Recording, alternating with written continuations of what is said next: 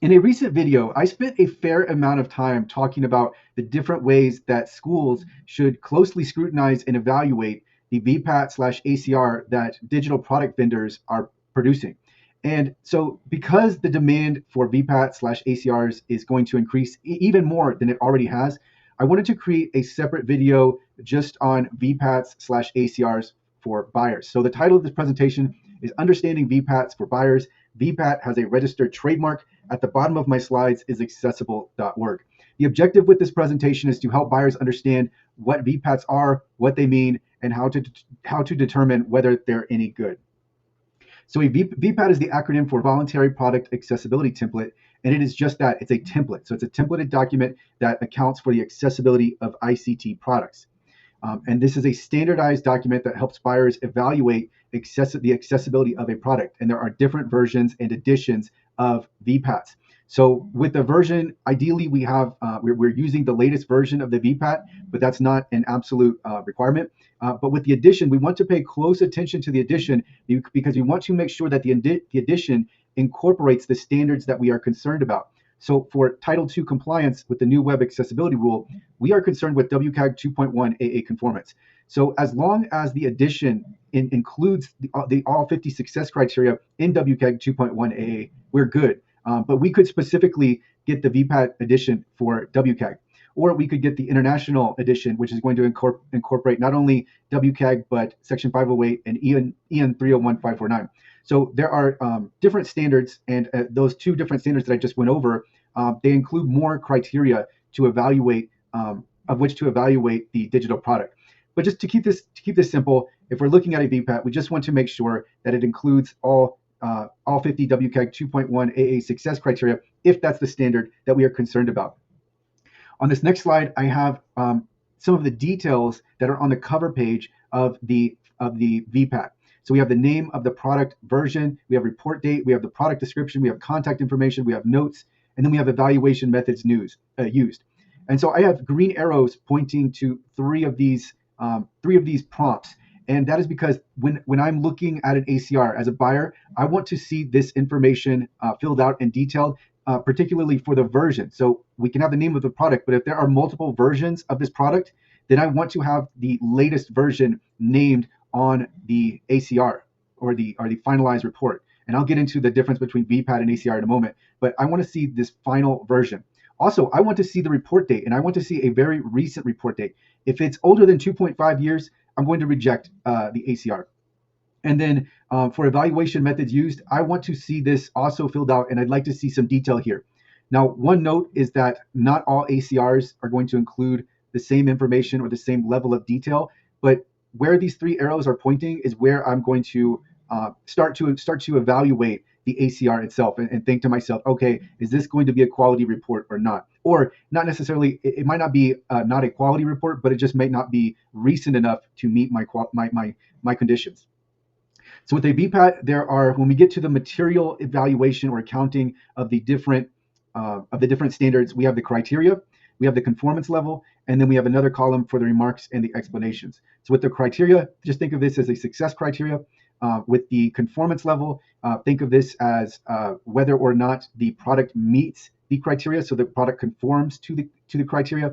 And then with the remarks and explanations, any additional details that are relevant for this particular criteria and our noted level of conformance.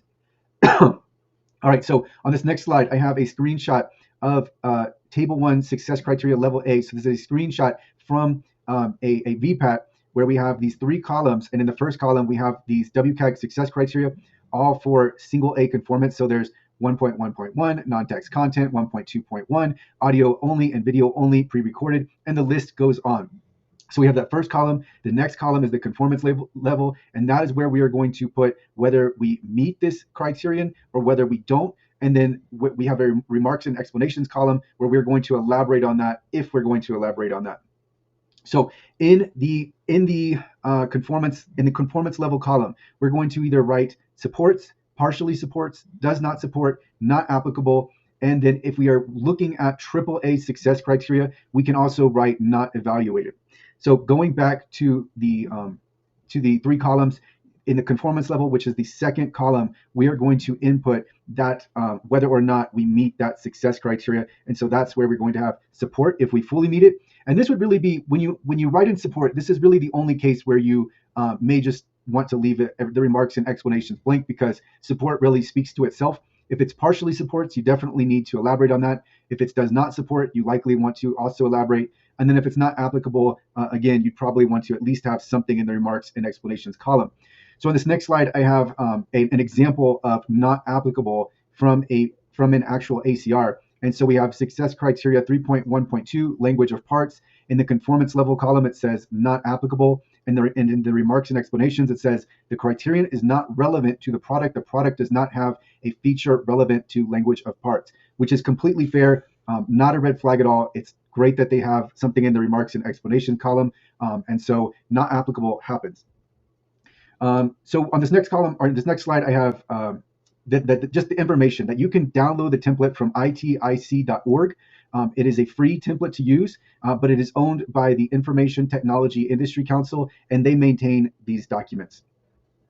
So when we complete the VPAT, so when we fill in the VPAT and it is finished, then we have an ACR, or Accessibility Conformance Report. So that is the difference. Even though the terms are used interchangeably, ACR is actually what most people are referring to when a buyer goes to a seller and they ask, does your product have a VPAT? What they're really asking for is an ACR, but the term VPAT is pervasive and it is most commonly used in the marketplace, but the technically correct term is an ACR. So just remember, the template is the VPAT, and that's the blank template, and when we fill out the template, it's an ACR.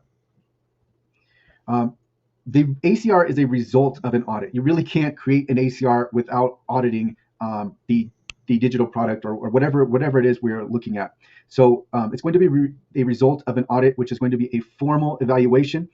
As you know, if you are the product seller and you are hiring an accessibility company to provide an ACR service, you want to ask for that audit report as well. So don't just get back the ACR, get the audit report, because then you have that to for your records, or I mean, it's being created anyway, so why wouldn't you want access to it? Especially because the final results from the audit are going to be in your ACR, and the audit's just going to provide more details, so it can help you with remediation if you're going to go ahead and, once you find out these issues exist, remediate them. The audit's going to be helpful, so make sure that you get the audit. But continuing on, an ACR does not mean a product is accessible, and I think this is a source of confusion because people, let's say we have a buyer, they ask for a VPAT, and they get back what I'm calling a VPAT because it's just so common, the term is so commonly used, and then that's what they're looking for. But you have to remember that it's just an accounting of the accessibility. It doesn't mean the product is accessible. It doesn't mean that the product is free of accessibility issues. The ACR should span the entire product. So that this is one point where things can fall apart. So if the ACR only covers a specific section or portion or aspect of the product, then that is problematic, because we need an ACR that tells us the accessibility for the entire product. So all features, all functions, all user settings, all user roles, the documentation and support of the product, and the integrations within the product. So a lot of time products are built using other products. So we need to make sure that everything that has been integrated is also accessible. So we need the ACR to span everything. So this is a question that you need to ask sellers. Does this include everything? Not supporting, an important note is not supporting all criteria doesn't mean the product is inaccessible. So just because you get back an ACR and the ACR has, let's say, a few success criteria that it does not support, it does not mean that we have an inaccessible product. It just means that there are a few accessibility issues for that product. But for entities that are now trying to comply with Title II, if WCAG 2.1 AA conformance is required, it's required. So if you are buying this digital product and you are going to integrate it into your website, or you're going to use it as the basis of your website, or you're using it as a platform, etc., and it's not WCAG 2.1 AA conformant, then even though it's really close, you are likely not going to be in compliance with the law unless the issue it would be considered a very minor issue. So with ACRs, we want to see details. The more details, the better. A huge red flag is if we get back an ACR and everything is marked as fully supports and there's not a single remark or explanation. We want to see detail, because that's going to be the result of the audit, right? We're going to see there are going to be some details that come out, even if we have almost everything being fully supported. There's usually something that's not applicable. There usually is a partially support, but if it's fully supported, that's great. But it's a red flag if I see a document, and even if it is fully supported, then if all the criteria are supported, then the product seller should want something in that last column, in the remarks and explanations column. They should want to provide details, even if it's fully support, because if we just have a blank remarks and explanations column, that's going to be a red flag for anybody. Also important is who issued the ACR. So was this produced in-house? If so, I'm not counting it. I'm rejecting your ACR. Was this produced by an overlay vendor? If so, I'm not going to count it. So we know that overlay widgets don't make websites accessible. They have deceived and misled consumers for years, and it's really the wrong approach to accessibility. So if you are selling an overlay widget, I'm going to immediately disqualify any documentation that you produce, including ACR documentation. Was it produced by an accessibility company with a bad reputation? So that's also going to factor in here, is because we want to make sure that this document is of high quality and that the audit that is behind the document is of high quality. And if we have an accessibility company who is known for producing weak reports, then again, that's going to temper the ACR. So we want to make sure that we're dealing with a reputable digital accessibility company. As for you as the buyer, don't rely completely on the ACR, especially if this product that you're procuring is central to your platform, to your website, etc. You wouldn't want to buy this product, rely upon this product, build upon this product, and then you find out that it's inaccessible or there are accessibility issues that you can't get around, and then you're really stuck because you don't want to disrupt your entire operations. But now you found that you might not be compliant with the law. You might be creating barriers to access. You might be creating negative experiences. So this is why it's so important that to not just rely upon the fact that the seller has an ACR. You want to look beyond that. And so here I have consultant initial assessment and or user testing. This is a small price to pay and really nice insurance to have against the ACR not representing accurately the product's accessibility. Because let's say you hire a consultant for 3 hours and you tell them, hey, can you just review this? We don't need it to be a formal audit. We understand this is not going to be a report. We're not going to hold you to this, but we want you to inspect and test this product and make sure that upon your initial evaluation that you're not coming across any issues beyond what are named in the actual ACR. Same thing with user testing. If we can get a user testing session where an accessibility professional is going to go through and relay their experience, that's going to be very, very helpful. And just performing this initial evaluation. So even if you spend an additional $1,000, $1,500, that is a small insurance. That is a small price to pay for insurance that is desperately needed because you are relying upon this digital product. So for the seller, some other questions I'm going to ask is, or I'm going to check on the seller for, is what is their commitment to accessibility? And let's forget about the ACR for a moment.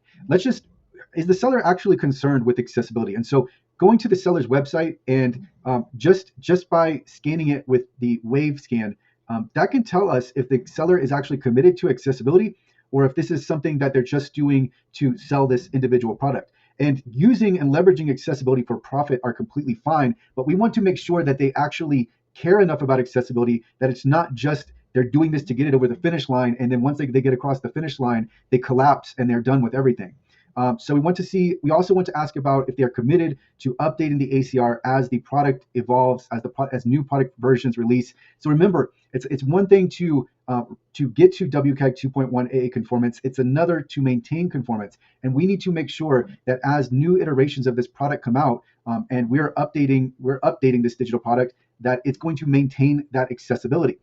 So that's also very important. And then another question to ask is, if we discover any accessibility issues as we are using the product, because this can happen, right? Like, especially because some products have so many different layers and dynamics and so many different functions, it can happen that an issue later on is discovered that wasn't detected or found in the initial evaluation. But if this is the case, are they going to actually resolve the issues, or are we going to get the response back from support that we're looking into it and we'll let you know how it goes and that kind of thing? We need to see really a commitment and a promise and a guarantee that accessibility issues, if discovered, will be resolved and resolved quickly. Because what has been my experience is that many companies, even the biggest of companies, the names that you know, they will say all of the right things, but we won't see the results. So it's very important, and you might want to even contract this in, especially if it's a larger contract. It should be a stipulation of the contract that they will maintain the accessibility and that they will continue to update the ACR. So that is the conclusion of this presentation. At accessible.org, we offer consultation, assessment, audits, and ACR creation. If you need any help evaluating an ACR, if you need any help with actually creating an ACR, we can help with that. If you need consultation just on the buying process and what products work best, we can also help with that. So I will include a link to accessible.org in the description.